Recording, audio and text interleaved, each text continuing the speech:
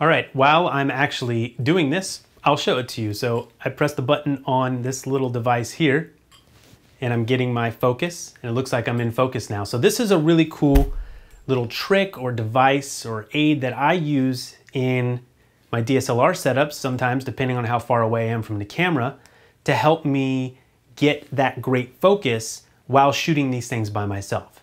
So if you do these things long enough, you'll realize it's difficult, especially with DSLRs, trying to shoot at a really shallow depth of field to keep yourself in focus. And what I'll do is let me change the aperture here so we can get a more shallow depth of field. And we were at 4.5 and we're gonna go all the way down to 2.8.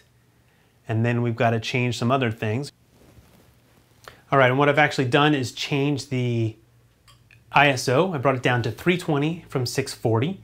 And I dropped the aperture to 2.8. So you're getting a much shallower depth of field behind me. And in fact, I could go down even lower. Let's try that. Let's go down to, this is gonna be interesting.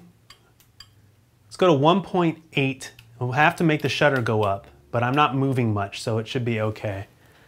All right, so 1.8.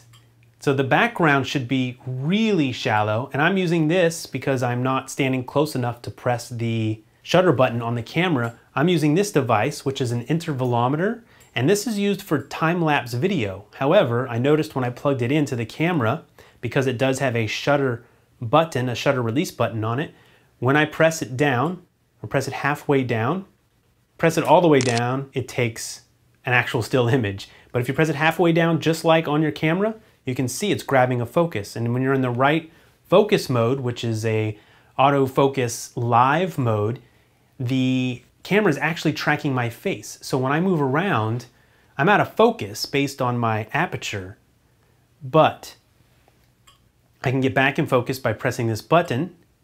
And there you go, I'm a really shallow depth of field where the entire background is blurry, but I'm still in focus and I wasn't near my camera to do that.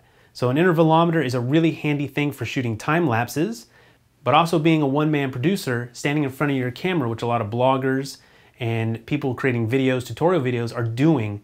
They're one-man band producing stuff on their own and they can grab focus by pressing halfway down and getting that focus. And this is really handy for maintaining shallow depth of field while recording by yourself.